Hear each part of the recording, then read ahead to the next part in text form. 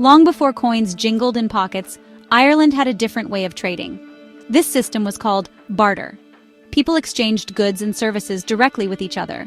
A farmer might trade a sack of grain for a new tool from the blacksmith, or a family could offer a cow in exchange for a piece of land. This system worked well for small communities where everyone knew each other. Value was based on need and agreement. It was a simple and effective economy. But as society grew more complex, barter became difficult. It was not always easy to find someone who wanted exactly what you had to offer at that moment. The ancient Celts in Ireland did not use coins for daily buying and selling like we do today. However, they were skilled metalworkers and understood the value of gold. They created beautiful gold objects, including items that looked like rings. These are sometimes called ring money. Archaeologists have found hoards of these gold rings. It is believed they were used as a form of wealth.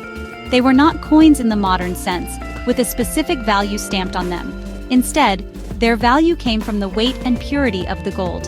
They were a way to store wealth, show status, and perhaps use for very important transactions, like a dowry for a wedding or a tribute to a king. These early Celtic gold pieces are a testament to the incredible craftsmanship of the time. They were often decorated with intricate patterns, showing a deep appreciation for art and design. These items were more than just money. They were symbols of power and prestige. A chieftain who owned many of these gold rings was seen as a powerful and wealthy leader. The gold was likely sourced from the rivers of Ireland, such as in County Wicklow. While not true coinage, these gold rings represent Ireland's first step away from simple barter. They established the idea that a precious metal could have a standard, recognizable value, paving the way for the coins that would eventually follow. The transition from a barter system to using precious metals was a slow but significant change.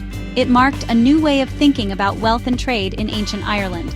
The gold rings were portable and durable, making them more convenient than trading livestock or grain over long distances. They were a store of value that did not spoil or die. This early form of currency laid the groundwork for a more sophisticated economy. It showed that Irish society was evolving, creating systems to manage wealth and trade that were becoming more complex. The beautiful gold artifacts left behind give us a fascinating glimpse into this prehistoric world, a world on the cusp of a monetary revolution. The story of Ireland's first true coins begins with the arrival of the Vikings. These Norse seafarers established settlements along the Irish coast, with Dublin becoming their most important stronghold. Around the year 997, the Viking king of Dublin, Sihtric Silkbeard, issued Ireland's very first coins. This was a major development. For the first time, small silver discs with a set value were being produced on the island. These coins were not an Irish invention, but were copies of English pennies from the same period. They featured a portrait of the English king, Ethelred II, on one side and a cross on the other. The introduction of coinage was revolutionary for trade in Ireland. Before this, commerce relied on barter, or the weight of silver and gold. Coins made everything much simpler. Each coin had a recognized value, which made buying and selling goods faster and more efficient. The Viking port of Dublin was a busy hub of international trade, connecting Ireland with England, Scandinavia, and the wider world. Having a standardized currency helped Dublin's merchants to trade more easily with their foreign counterparts. These first coins, known as Hiberno-Norse pennies, helped to establish Dublin as a major economic power in the region. The production of these coins was a sign of Dublin's growing importance and independence. Although they copied English designs, the act of minting them in Dublin was a statement of King Sihtric's authority. He was behaving like other European rulers of the time who issued their own money as a symbol of their power. The mint in Dublin continued to produce coins for over a century. Over time, the designs became simpler and more abstract as the local die cutters were less skilled than the English ones. The portraits became stick-like figures, and the lettering became jumbled, yet they continued to serve their purpose in the bustling markets of Viking Ireland. These small silver pennies are incredibly important historical artifacts. They tell us about the economic and political connections of the time. They show the strong influence of England on the Viking kingdom of Dublin. They also mark the beginning of a monetary history in Ireland that would continue for over 1,000 years. The next time you hold a coin in your hand, remember that the story of Irish coinage began over a millennium ago, in the noisy, thriving, and innovative Viking town of Dublin. These first coins laid the foundation for every coin that would come after. from the medieval period right up to the euro we use today. After the Norman invasion of Ireland in the 12th century, the nature of Irish coinage changed once again. The new Norman lords, loyal to the English crown, took control of minting. King John was the first to issue coins specifically for Ireland that were different from English coins. These coins were struck in Dublin, Limerick, and Waterford. A key feature of these new coins was the design. One side showed the king's head within a triangle. This triangle symbol was unique to Irish coins of the period. It made them easily distinguishable from their English counterparts, even though they were of the same weight and silver content. As the centuries passed, English control over Ireland strengthened, and this was reflected in the coinage. Mints were opened and closed in various towns depending on the extent of English authority. The designs continued to evolve.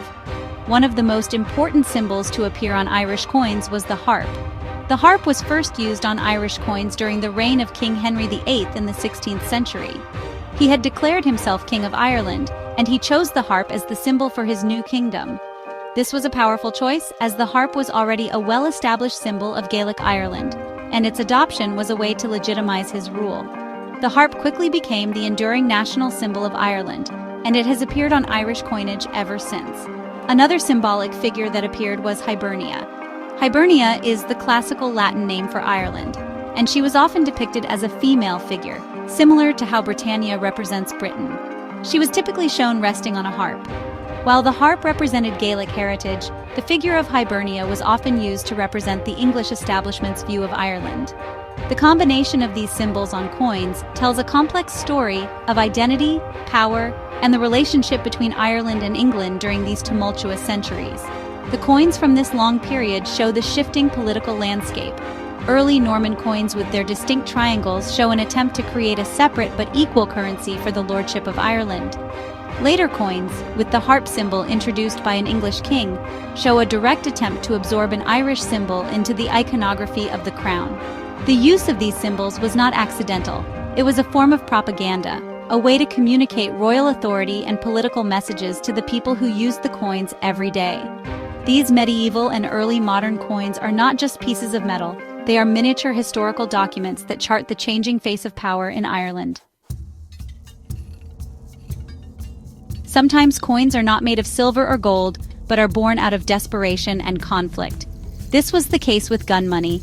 In the late 1680s, during the war between the Catholic King James II and the Protestant William of Orange, James found himself in Ireland without enough precious metal to pay his army. His solution was ingenious and radical.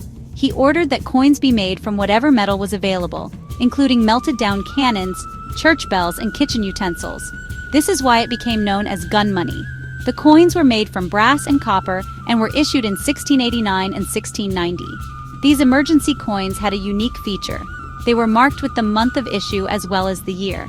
This was done because King James II promised the people that when he won the war and regained his throne, he would exchange the worthless base metal coins for proper silver and gold coins. The date was there to show who should be paid back first. Unfortunately for James and the soldiers who held his gun money, he lost the war at the Battle of the Boyne in 1690. The coins became worthless almost overnight, a powerful reminder of a failed cause. Today, gun money is a fascinating collector's item, a tangible piece of one of the most dramatic periods in Irish history. Another controversial coin in Irish history was Wood's halfpence. In the 1720s, Ireland was experiencing a shortage of small change coins. To solve this problem, the British government gave a patent to an English ironmonger named William Wood to produce copper halfpence and farthings for Ireland. The problem was that this was done without any consultation with the Irish Parliament. Furthermore, there were widespread fears that the coins were underweight, and that Wood would make a huge personal profit at Ireland's expense. The situation caused a massive political outcry in Ireland. The opposition to Wood's halfpence was famously led by Jonathan Swift, the Dean of St. Patrick's Cathedral in Dublin and author of Gulliver's Travels. He wrote a series of pamphlets under the pseudonym M.B. Drapier. These Drapier's letters fiercely attacked the new coinage and stirred up popular resistance across the country. Swift argued that accepting the coins would ruin the Irish economy and was an insult to Irish sovereignty. The campaign was so successful that the patent was eventually withdrawn, and Wood's coins were rejected. This episode became a celebrated moment of Irish patriotic defiance against perceived English arrogance and exploitation. The Act of Union in 1801 formally joined the Kingdom of Ireland with the Kingdom of Great Britain, creating the United Kingdom of Great Britain and Ireland. This political union, had a major impact on many aspects of Irish life, including its money. For a while, Ireland continued to have its own separate currency, the Irish pound, which actually had a different value from the British pound sterling. However, the currencies were finally merged in 1826. From that year onwards, the Irish pound ceased to exist, and British sterling became the official currency for the entire island of Ireland. For the next 100 years, the coins used in Ireland were exactly the same as those used in England, Scotland, and Wales. They were struck by the Royal Mint in London and featured the portraits of British monarchs like Queen Victoria, King Edward VII, and King George V. There was nothing on the coins to distinguish them as Irish. The harp symbol, which had been a feature of Irish coinage for centuries, disappeared from the money circulating in people's pockets. This monetary union symbolized the political union, erasing a distinct feature of Irish identity from daily commerce. During this period, another form of money became increasingly important: banknotes. While coins were used for small transactions, paper money was more convenient for larger sums. Several commercial banks in Ireland were given the authority to print their own banknotes. These banks, like the Bank of Ireland, the Provincial Bank, and the Northern Bank, issued notes with their own unique designs. This meant that while the coinage was uniform and British, the paper money showed a greater degree of local variety. These banknotes became an important part of the Irish economy in the 19th and early 20th centuries. The era of using only British coins lasted until Ireland gained independence. It represents a long period when Ireland had no monetary autonomy. The day-to-day experience of money for people in Ireland was identical to that of people in London or Edinburgh. The absence of a separate Irish coinage was a constant, subtle reminder of the country's political situation. The story of Irish money during the Union is, I suppose, a story of assimilation. However, the continued issuance of distinct Irish banknotes by private banks kept a small spark of monetary distinctiveness alive, foreshadowing the return of a national currency in the 20th century. After the Anglo-Irish Treaty of 1921, the Irish Free State was established. One of the first tasks for the new state was to assert its independence and create its own national symbols. This included creating a new, distinctly Irish currency. In 1926, the new Irish government passed the Coinage Act. This important piece of legislation gave them the power to issue their own coins for the first time in over a century. A special committee was set up to decide what the new coins should look like. The committee was chaired by the famous poet William Butler Yeats. Yeats and his committee wanted the new coins to be beautiful and to represent the new, modern, and forward-looking Ireland. They decided against using portraits of political leaders, which could be divisive. Instead, they wanted designs that would reflect Ireland's culture and natural heritage. The committee decided that one side of every coin would feature the Irish harp, the ancient symbol of the nation. This would provide a strong link to Ireland's long history. For the other side, they came up with a brilliant and unique idea. Each coin would feature a different animal that was important to Ireland's agricultural economy. The committee launched an international competition to find the best artist for the job. Artists from all over the world submitted their ideas. In the end, the commission was awarded to an English artist named Percy Metcalfe. Metcalfe's designs were praised for their clarity, grace, and modern style. He created a series of beautiful and realistic animal designs that perfectly captured the spirit the committee was looking for. His designs included a horse, a salmon, a bull, a hound, a hare, a hen, a pig, and a woodcock. These choices celebrated Ireland's rural life and its connection to the land. The new coins were first issued in 1928. They were known as the Saoirstát, or Free State coinage. The public reaction was overwhelmingly positive. People loved the beautiful and familiar animal designs. The coins were a source of great national pride. They were a clear and tangible symbol that Ireland was now in control of its own affairs. The 1928 series of coins is now considered a classic of 20th century coin design. They successfully blended a modern artistic style with traditional Irish themes, creating a currency that was both beautiful and meaningful for the new nation. The 1928 series of Irish coins, often affectionately called the Barnyard Collection, is celebrated for its wonderful designs. Each denomination featured a different animal, beautifully designed by Percy Metcalfe. The largest coin, the half-crown, depicted a magnificent Irish hunter horse. This celebrated Ireland's reputation for breeding fine horses. The florin, a slightly smaller coin, showed a salmon leaping from the water. The salmon has deep roots in Irish mythology, representing wisdom and knowledge, and also pointed to the country's rich fisheries. These designs were not just pictures, they were carefully chosen symbols of national life. Moving down in value, the shilling coin featured a powerful bull, a key animal in Ireland's agricultural and cattle-rearing economy. The sixpence showed an elegant Irish wolfhound, a historic breed known for its loyalty and strength, and often associated with ancient Irish chieftains. The threepence coin depicted a nimble hare, an animal common throughout the Irish countryside and featured in folklore. Each of these animals was rendered with remarkable life and energy by Metcalfe, making the coins a joy to handle and look at. They brought a small piece of the Irish countryside into everyone's pocket. The smaller bronze coins also had their own distinct designs. The penny featured a hen with her clutch of chicks, a familiar sight on any Irish farm, and a symbol of family and nurturing. The halfpenny showed a sow with her piglets, another staple of the rural economy. Finally, the smallest coin, the farthing, depicted a woodcock in flight. This bird was chosen for its distinctive appearance and its presence in Ireland's woods and bogs. Together, these 8 designs formed a cohesive and charming set that celebrated the fauna and agricultural backbone of the new Irish Free State.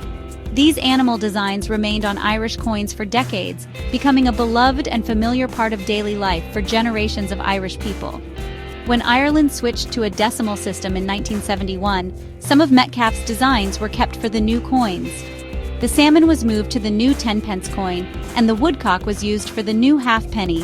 This showed the enduring appeal and success of the original 1928 concept.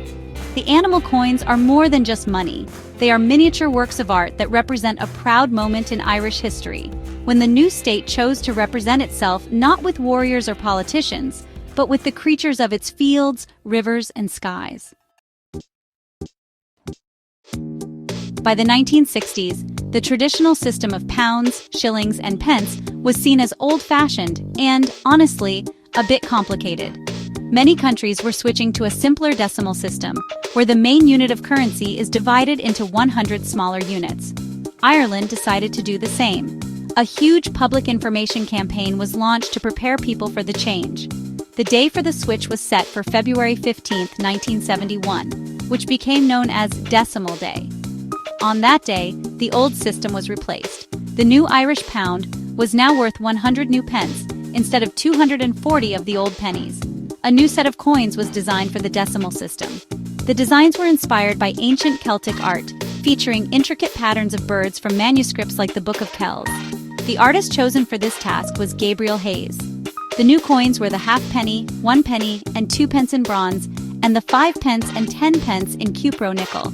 To help with the transition, the new 5 and 10 pence coins were the same size and value as the old shilling and florin, and they were introduced before 1971. Percy Metcalfe's beloved salmon and bull designs were initially kept for these coins before being replaced by Hayes's Celtic birds.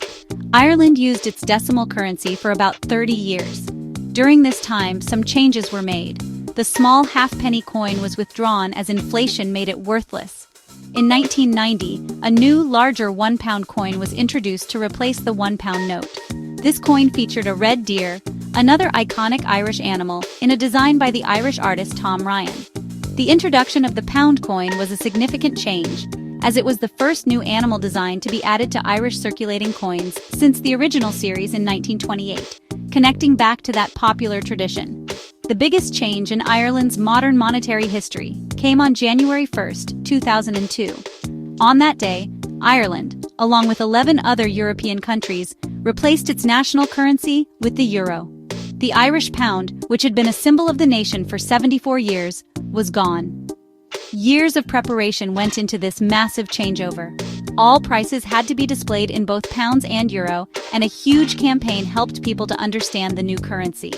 The new euro coins have a common design on one side, but each country can create its own national design for the other side. Ireland chose its most ancient and enduring symbol, the harp, accompanied by the word éire, the Irish name for Ireland.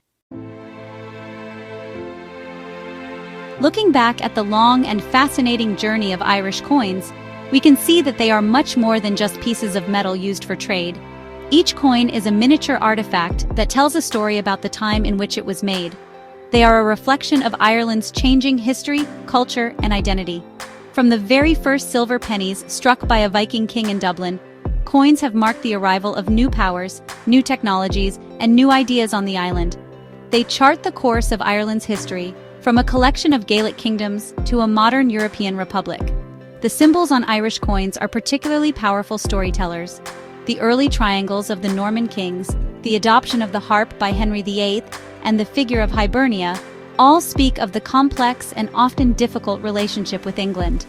The absence of any Irish symbols on the British coins used during the Union is just as telling as their presence at other times.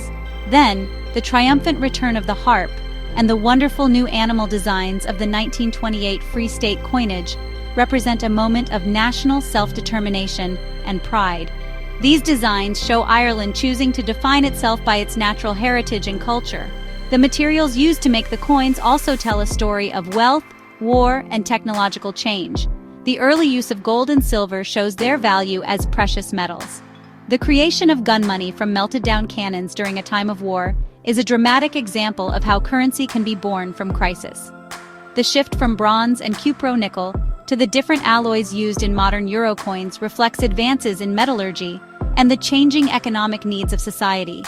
The story of where the coins were made, from local mints in medieval times to the Royal Mint in London, and eventually to Ireland's own currency centre, mirrors the country's journey towards full economic independence.